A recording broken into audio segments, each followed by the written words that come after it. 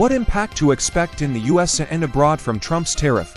The US has long been the world's largest provider of humanitarian aid, contributing about $40 billion in foreign assistance during the 2023 fiscal year. That's less than 1% of the national budget. However, public opinion polls show that many Americans feel the US spends too much on foreign aid. Good evening, I'm Sal Pierre, and this is your latest update on US and world events. The global economic landscape is bracing for impact following President Donald Trump's announcement that all steel and aluminum imports into the United States will now face tariffs of at least 25%. This move has sparked strong reactions from world leaders, with many warning of significant economic consequences. Canadian Prime Minister Justin Trudeau led the charge, calling the tariffs unjustified and pledging swift retaliation. Speaking from Paris, Trudeau stressed that Canada and the US share vital industries in defense, manufacturing, and automotive sectors, emphasizing that both countries should collaborate, not confront each other. "We will stand up firmly against these tariffs," said Trudeau, pointing out the negative impact on both American and Canadian workers. The tariffs are unacceptable, especially given that Canada is America's closest ally. Mexico's Economy Secretary, Marco Ebrard, also expressed strong opposition to the new measures, noting that Mexico imports more steel from the US than it exports. Ebrard further emphasized that the US benefits from a trade surplus with Mexico in steel and aluminum. He called for common sense in trade negotiations, warning that these tariffs could damage decades of trade cooperation. Economic experts, including Gilberto Braga from Brazil's IBMEC Institute, have echoed these concerns, predicting that US manufacturers will face higher production costs due to reliance on foreign steel and aluminum. The result could be a price increase for American consumers, making goods and services more expensive across the board. Brazil, the second largest supplier of steel to the US after Canada, may also face significant economic repercussions, with experts warning of potential job losses in industries tied to steel production. In Asia, Japan has formally requested exemption from the tariffs, with Chief Cabinet Secretary Hayashi Yoshimasa indicating that Japan is closely monitoring the situation and ready to take necessary measures in response. President Trump has defended the tariffs, framing them as part of a broader strategy of reciprocity. "It's time to be reciprocal," Trump told reporters, explaining that the US will match tariff levels imposed by other countries in retaliation to US tariffs. As tensions rise, it remains unclear what long-term effects these measures will have on global trade and the economies of both the US and its trading partners. The international community is watching closely as leaders continue to assess the fallout from this aggressive trade policy. Stay tuned to Sal's US and World News for ongoing updates. Good evening. I'm Ahmed Khan reporting for Sal's US and World News. The Trump administration is exploring a significant overhaul of U.S. foreign aid, aiming to shift billions of dollars from the traditional USAID program to the U.S. International Development Finance Corporation (DFC), an agency led by the son of Apollo Global Management co-founder Leon Black. This move is designed to increase Wall Street's involvement in U.S. economic strategies abroad, with a particular focus on private sector investments as competition with China intensifies. The proposal would scale back U.S. humanitarian assistance and, instead, direct funding to the DFC, which was established during Trump's first term.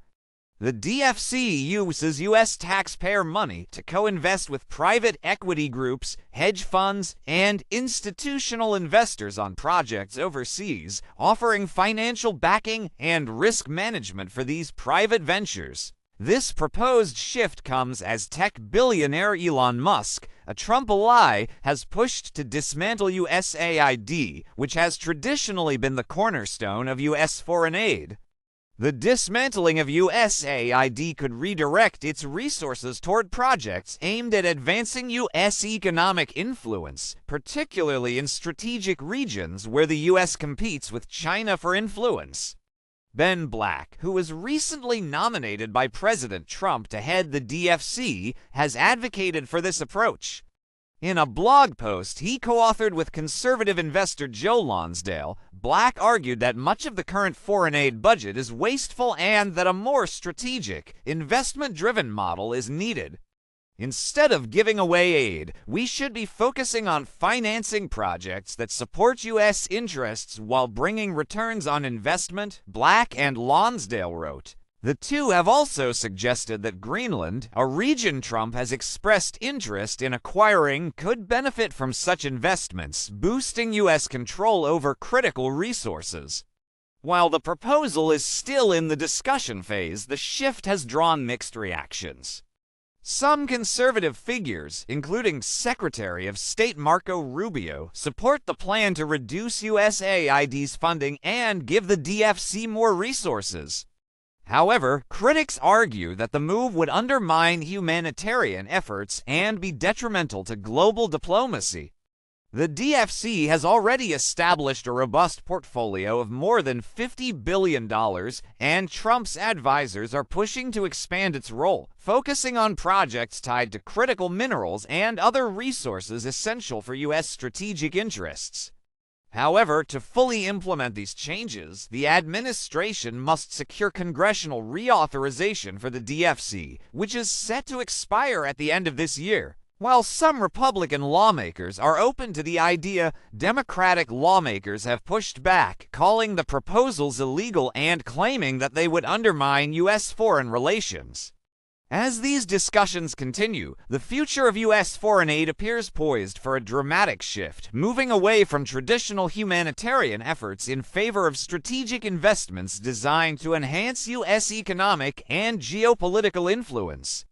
Stay tuned to Sal's U.S. and World News for more on this developing story. Good evening, I'm Jackie Pierre with your U.S. and World News. Tonight, we take a closer look at the USAID. The U.S. Agency for International Development, better known as USAID, has found itself at the center of a major political battle under the Trump administration. With tens of thousands of employees furloughed and billions in humanitarian assistance frozen, the agency is undergoing significant changes that have left global aid programs in limbo. Created by President John F. Kennedy in 1961, USAID was established during the Cold War to counter Soviet influence abroad through foreign assistance. Over the years, the agency has become a cornerstone of U.S. efforts to provide humanitarian aid and promote economic development in countries around the world. However, the Trump administration has signaled a shift in its approach to foreign aid, one that is set to diminish USAID's role in favor of private sector investments and a more strategic use of U.S. resources. On January 20, 2025, President Trump implemented a 90-day freeze on all foreign assistance, including programs funded by USAID. This freeze has led to the suspension of numerous initiatives, particularly in sub-Saharan Africa and Latin America, where the U.S. has historically provided billions in aid. These cuts have caused disruption to vital programs, such as HIV treatment centers in Africa and mental health support for LGBTQ+ migrants in Latin America. In addition to the freeze, there has been a concerted push by billionaire Elon Musk, who heads the Department of Government Efficiency DOGE, to shut down USAID entirely. Musk, a close ally of Trump, has described the agency as a criminal organization and accused it of misusing U.S. taxpayer funds. His department, empowered by the Trump administration, has already begun making cuts to government programs, with USAID being one of the primary targets. The freeze on USAID's operations has not only affected humanitarian programs but also left thousands of contractors and staff members without work. In a move that has drawn criticism, the administration has placed numerous senior USAID officials on leave,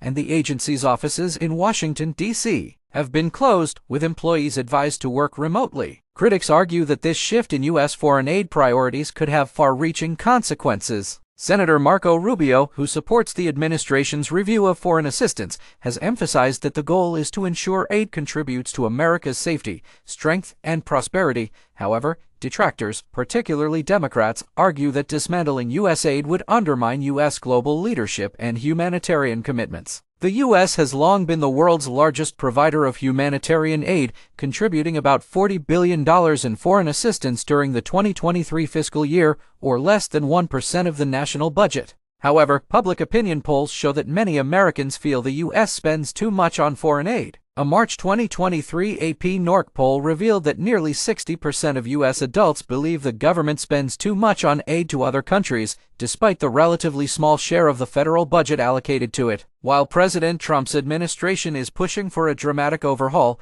it is still unclear whether these changes will become permanent. Democratic lawmakers have already voiced their opposition, asserting that the president lacks the constitutional authority to dissolve USAID outright. However, if the freeze continues and shifts toward privatized aid efforts intensify, the future of U.S. foreign assistance may look very different. As the debate continues, aid organizations are left wondering whether critical programs will ever be restored and whether the U.S. will continue to lead the world in international humanitarian efforts. Stay on Sal's U.S. and World News for more on USAID. This is Sal.